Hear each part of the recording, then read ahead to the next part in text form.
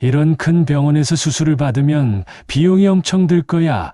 난 괜찮으니 그냥 네덜란드로 돌아가자꾸나. 서울의 한 병원 앞. 할아버지와 손자로 보이는 외국인이 서로의 의견을 굽히지 않고 실랑이를 벌이고 있습니다. 과연 이들에게는 무슨 사연이 있는 걸까요? 안녕하세요. 전 세계의 다양한 감동 사연을 전해드리는 위대한 뉴스입니다. 여러분 6.25에 대해서 잘 알고 계신가요?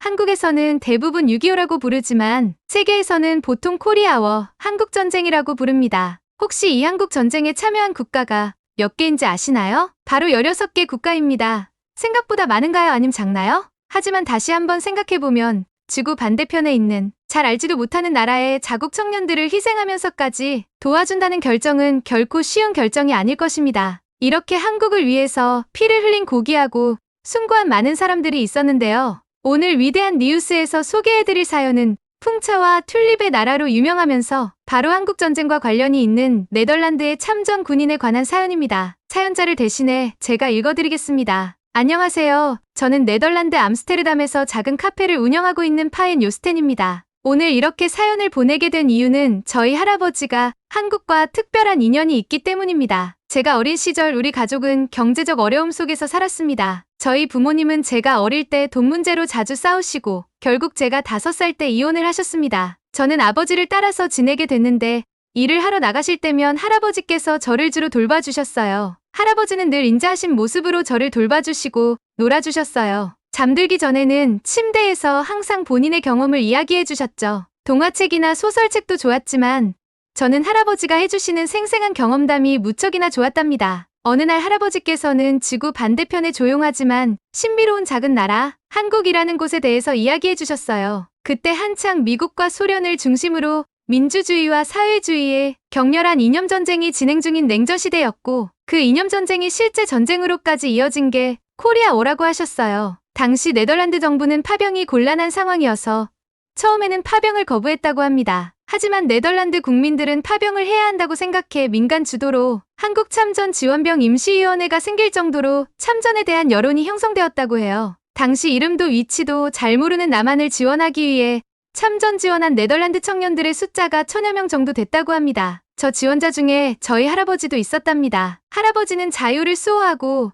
자유국가를 지원하기 위해 남한에 파병을 가기로 결정을 했었다고 회상하셨어요. 할아버지는 한국전쟁에서의 많은 전투를 이야기해 주셨답니다. 초열리 전투부터 시작해서 동고동락하던 전우분의 죽음과 할아버지 당신의 부상까지 손자에게 덤덤하게 이야기하시긴 했지만 나중에 커서 할아버지가 다리를 저시는 모습을 볼 때면 얼마나 힘드셨을까 하는 생각에 가슴이 미어지기도 했습니다. 당시 저는 어려서 할아버지가 해주시는 그 많은 이야기들을 제대로 이해하기 어려웠어요. 하지만 할아버지가 얼마나 힘들고 어려운 삶을 살아왔는지는 비록 어리지만 어렴풋이 공감하고 있었습니다. 특히나 전쟁 중임에도 한국에서 만났던 많은 한국인들의 좋은 점들을 이야기해 주셨어요. 불리한 전황 속에서도 나라를 지키려고 목숨 바쳐 싸웠던 군인들, 어려운 여건 속에서도 먹을 것을 나눠주고 전쟁으로 폐허가 된 상황에서도 희망을 놓지 않고 끝까지 노력하던 한국인들로 기억하고 계셨죠. 비록 할아버지는 언어가 달라 그들과 원활한 의사소통을 하긴 힘들었지만 한국인들의 따뜻한 마음과 정을 느낄 수 있었다고 합니다. 이렇듯 멋지고 따뜻하고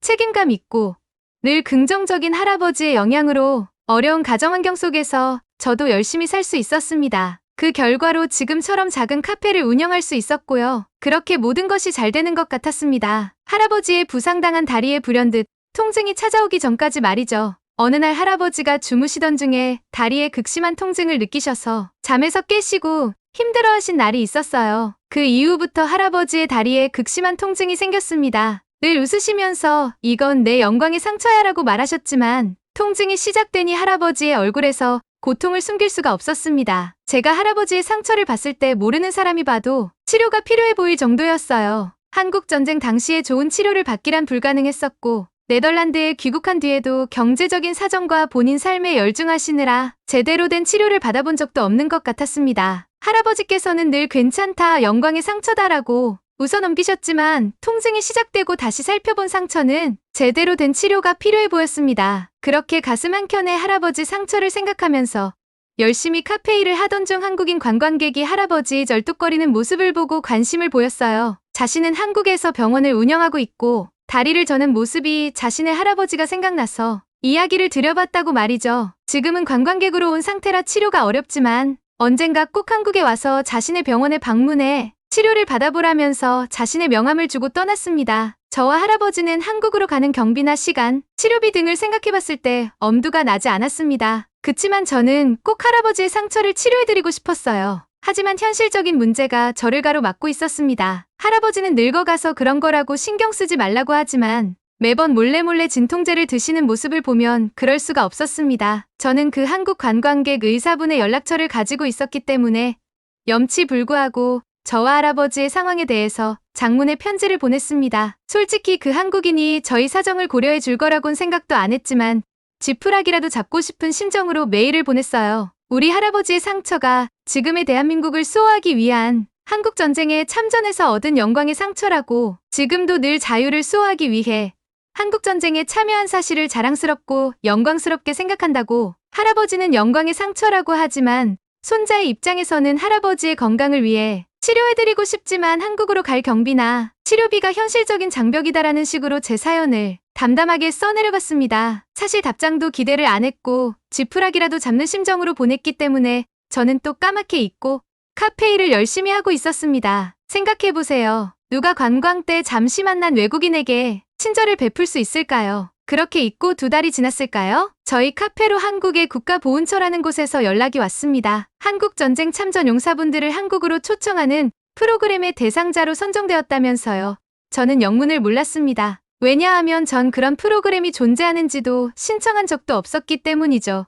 그래서 보훈처라는 곳에 자초지종을 물었습니다. 알고 보니 그 한국인 의사 관광객분이 저희 사연을 받고 나서 이리저리 백방으로 방법을 수소문을 하셨더라고요. 마지막 지푸라기를 잡는 심정으로 보낸 사연이 저희 할아버지에게 한 줄기 희망으로 다가온 순간이었습니다. 저는 이 사실을 할아버지에게 말씀드렸어요. 처음에 할아버지는 거짓말로 생각하시더라고요. 보훈처라는 게 있는 것도 참전 용사들을 초청하는 프로그램이 있다는 것도 말도 안 된다고 하시면서요. 그래도 한편으로는 나와 수많은 네덜란드 전우들이 피와 목숨을 바쳐 수호한 한국이라는 나라를 한 번은 가보고 싶다라는 말을 종종 하셨던 터라 내심 기대하시는 모습이었어요. 그렇게 의심 반 기대 반으로 우리는 일단 한국행을 결정하게 되었답니다. 한국행 비행기 안에서 할아버지는 약간 들뜨신 채로 어렸을 적에 해주었던 당신의 이야기를 또 들려주셨어요. 이번엔 저도 그때의 할아버지가 얼마나 어렵고 힘든 전장을 거쳐왔는지 어느 정도는 이해할 수 있었습니다. 그리고 할아버지의 부상과 전우들의 숭고한 희생 등 어렸을 땐 몰랐던 그들의 헌신과 희생을 알 수 있었어요. 그렇게 긴 비행 시간을 거쳐 인천공항으로 입국할 때 아이처럼 눈이 휘둥그레져 신기해하던 할아버지의 모습이 떠오릅니다. 그러니까 여기가 전쟁으로 황폐화되어서 아무것도 없던 그 한국이란 말이지? 라고 연신 되물으시면서 압도적인 인천공항의 모습에 연신 감탄하셨어요. 물론 삼성 같은 글로벌 기업들의 제품들이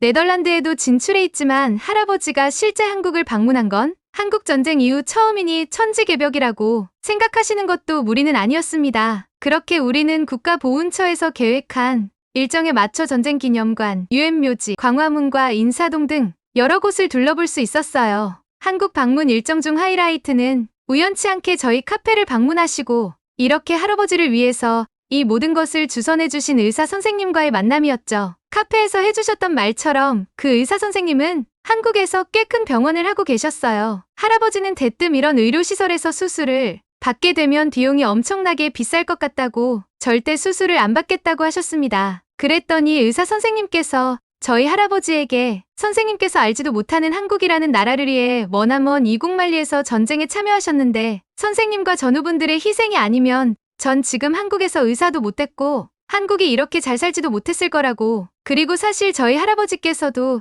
참전 용사시기 때문에 그때의 군인들이 얼마나 큰 희생과 헌신을 했는지 어렴풋이 들어서 안다고. 모든 수술 비용은 이미 당신이 한국전쟁에서 다 선불로 지불하셨으니 걱정 말고 치료를 받으시길 바란다고 말씀하셨죠. 저와 할아버지는 의사 선생님의 말에 감동하여 눈물을 흘릴 수밖에 없었습니다. 할아버지는 의사 선생님의 말을 듣고 연신 고맙다고 인사하며 수술을 받겠다고 결정하셨죠.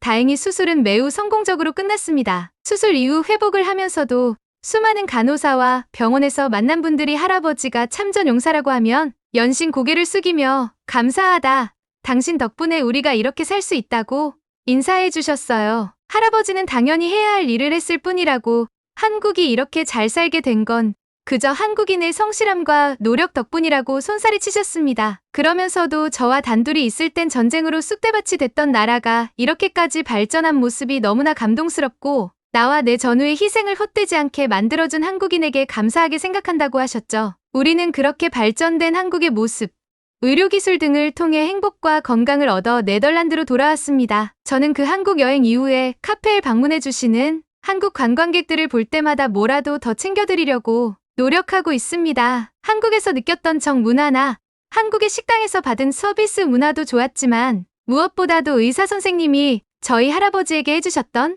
모든 일들에 대해 조금이나마 보답하고 싶은 마음이 컸습니다. 아무리 과거의 전쟁이라지만 자신과는 직접적인 관계도 없는 일들일 텐데 아직도 참전 용사에 대해 고마움과 감사함을 가지고 기회가 날 때마다 그런 감사함을 표현해주는 한국인들의 모습을 보면서 할아버지가 늘 우리도 이런 모습은 배워야 한다라고 말씀하시는 모습에 저도 작게나마 실천하려고 합니다. 그리고 멀리 한국에 계신 한국분들께 다시 한번 감사의 인사를 전하면서 저희 할아버지 마티아스 요스텐에 대해 보내주신 관심과 사랑에 감사하다면서 연세가 많으신 할아버지가 언젠간 안식을 찾으시겠지만 한국 전쟁에 참여했던 저희 할아버지를 기억해 주시면 고맙겠습니다. 라고 사연을 보내주셨네요.